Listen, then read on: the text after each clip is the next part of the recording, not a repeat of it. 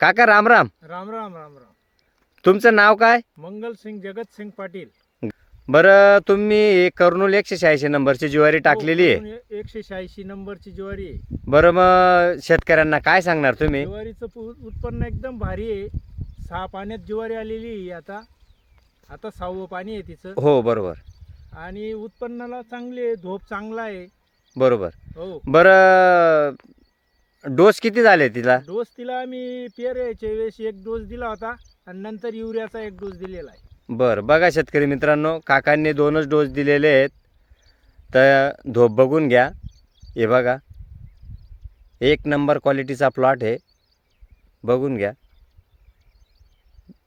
2 dose दिलेले आहेत आणि हे 6वं पाणी चालू आहे त्यांचं. या पाण्यामध्ये ज्वारी कंप्लीट होऊन जाईल.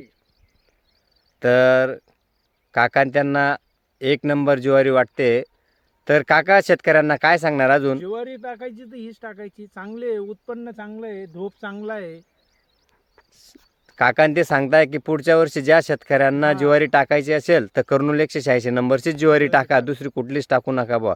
कारण की उत्पन्न पण चांगलं आहे आणि त्याशिवाय वादळमध्ये पडत नाही. सर्वात महत्त्वाचं म्हणजे बघून घ्या, धोप एकदम चांगल्या क्वालिटीचं आहे बघा. आणि दुसरं असं त्यांनी हत्तीवाली जैव पण लागवड केलेली आहे. आता यंदा जास्त लावायची आहे मला. मागच्या वेळेस किती पाकिट लावले होते? मागच्या वेळेस 2-3 पॉकेट लावलेले होते. आणि यावर्षी किती लावणार आहेत? लावू ना 10 पॉकेट तरी लावू. हत्तीवाली जैव 10 पाकिट लावणार आहेत काकां ते. तरी सर्व शेतकरी बांधवांनी हत्तीवाली जैव जास्तीत जास्त लागवड करावी बा.